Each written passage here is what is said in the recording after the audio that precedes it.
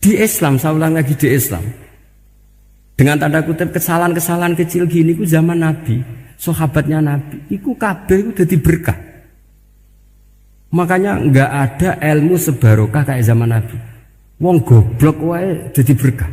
Sampai Nabi ngendikan aksaru ahlil jannah al-bulu, akeh-akeh penduduk swarga iku wong goblok.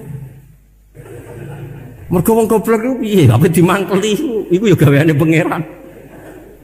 Nabi itu pernah disomasi wong goblok. Itu ya piye? Nabi kan cerita kiamat tuh gini. Yang kemarin enggak jadi itu. Kiamat di Indonesia kan berapa kali ya? 999 terus 2000 berapa? 12 terus Jumat apa kan sering mau ada kiamat tuh. Saya sering ditanya tamu, "Gus, ngenteni kiamat teng pundi? Entah ini ngene barang aku aneh-aneh." Ngkarwan layak alamuha illahu bokas-bakas. Nak misalnya tenan piye, Gus? Ya tenan sing entek kowe sik, anak aku gak. Wah, sesuk tajak ngenteni kiamat ora sida kiamat. Aneh-aneh. Saya ulang lagi. Ketika Nabi cerita dasarnya kiamat itu sahabat itu enggak mikir. Padahal mereka orang-orang pinter. Si mikir wong desa, Mas. Ya Rasulullah mata sa'ah. Engkau itu cerita kiamat terus tapi enggak jelas tanggalnya. Lalu itu kapan? Wah, kaget sahabat. Oh, pinter juga. Kalau cerita itu ada tanggalnya dong. Ini kan cerita terus tapi nggak jelas tanggalnya. Apa diamuk wong desa? Ora diamuk mangkelno. Nabi meneruskan tentang ahwalil kiamah, masih nerangkan ahwalil kiamah. Dibaleni lagi. Ya Rasulullah mata sa'ah. Lalu kiamat itu kapan? Ini kalau ijazai, jadi bodoh tapi untuk ridhanya Allah Ta'ala pun. Kalau lah kadang jadi pinter gue nyesal. Ribet. Kongkonan kongkon Pak Najib barang ini akhirnya gara-gara pinter. Padahal engkau ya wong bodoh lah mlebu swarga, ribet kan? Direwangi dadi wong alim, sebelum wong bodone ya melok mlebu swarga. Wong gelombang kedua itu pengumumannya siapa pencinta Nabi, pencinta wong alim masuk swarga. Yang pertama seleksinya agak ketat, yang kedua itu ya muhibbin mun cukup mun. Jadi sebenarnya swarga ya ketemu wong ra jelas-jelas nih. Wah repot ya. Akhirnya ketika Nabi gak jawab, sahabat itu banyak yang analisis kariha maqala, lam yasma, ada yang bilang lam yasma, memang Nabi tidak dengar. Ada yang analisis sami'a wa kariha maqala, sebenarnya Nabi itu dengar tapi gak suka karena pas khutbah diket, diinterupsi. Karena diulang-ulang lagi akhirnya akhirnya Arabi tadi mengulang-ulang lagi, akhirnya Nabi jawab. Karena Nabi itu orang yang sangat pintar, jawabnya ma'atatalaha, kamu kok berani tanya kiamat kapan, persiapan kamu apa?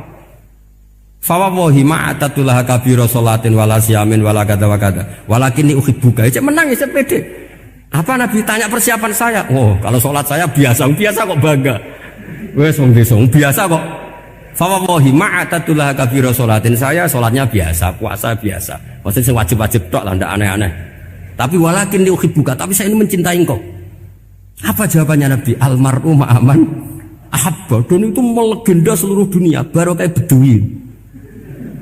Jadi semua orang yang hafal hadis almar'u ma'aman ahabba atau anta ma'aman ahbabta, itu barokatu hadal badui, karena berkahnya orang Bedui. Dan hadis itu mutawatir karena dikatakan Nabi ketika khutbah, orangnya banyak yang hadir banyak. Barokahnya orang Bedui, gak disopan santun. Mukjizatnya Nabi seringnya gara-gara orang Bedui.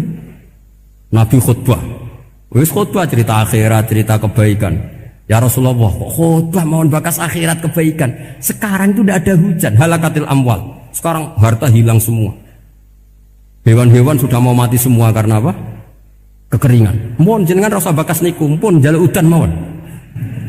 Nabi langsung langsung udan tuwes. Nak jari ulama lah Nabi berodok gelos putih udan seminggu nganti akhirnya sapi ini gak mati krono kehausan tapi kelentir. Parani nek Nabi nuli ora ngrasa salah paren ya Rasulullah. Wong kula njuk donga udan ben ra mati saiki mati tenggelam. Mun lereni santai wae. Akhirnya Nabi itu lucu meneh. Allahumma hawalena wala alina Allahumma alal akam wa dzirab terus. Di wong desa. Betapa barokahnya wong desa iki orang tahu. Betapa Rasulullah itu sekali ngendikan alam itu harus tunduk.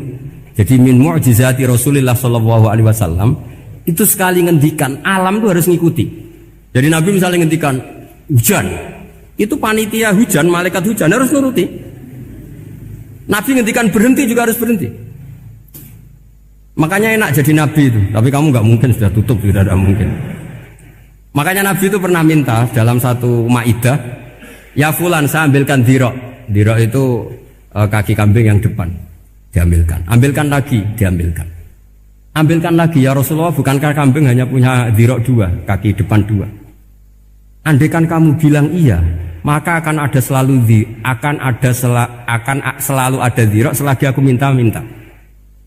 Karena alam ini akan mengikuti. Jadi Nabi misalnya mau dahar gitu ya, kok Nabi ngendikan ya Jabir, ini jangan kamu entas, yang entas harus saya.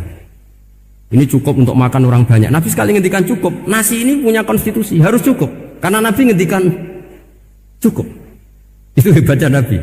Beliau punya spesial. Alam ini harus nurut sama beliau. Makanya disebut wadhabu wal ghazala yasyadani laka birrisalah. Semuanya itu harus tunduk. Nah, akhirnya syafaat-syafaatnya Nabi itu gara-gara desa-desa. Saya itu pengagum wong Buddha ya, termasuk hadisul Arabi tadi. Ada orang desa tanya, ya Rasulullah nanti kalau saya mati itu yang ngisap siapa ya? Allah ya. Wah bagus lah, terus langsung mulai.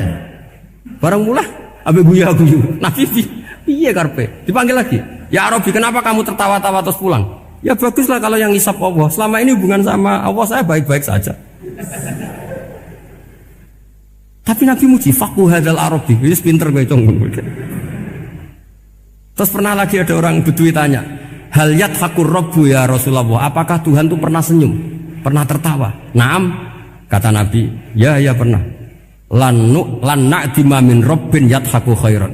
Kalau Tuhan pernah senyum, pernah tertawa, wah orang kalau pernah tertawa itu pasti baik. Ya baguslah, enggak apa-apa.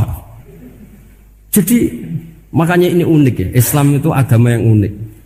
Agama yang berkah, yang alimnya ya ketulungan, yang bodoh juga ketulungan.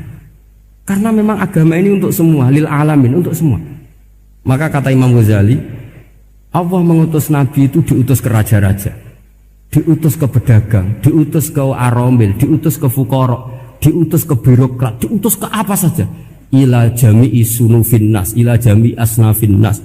Bahwa semua yang mengapresiasi kenabiannya Nabi itu mulai raja, pedagang, PNS, birokrat, orang miskin, orang apa saja yang mengapresiasi dakwahnya Rasulullah Shallallahu Alaihi Wasallam.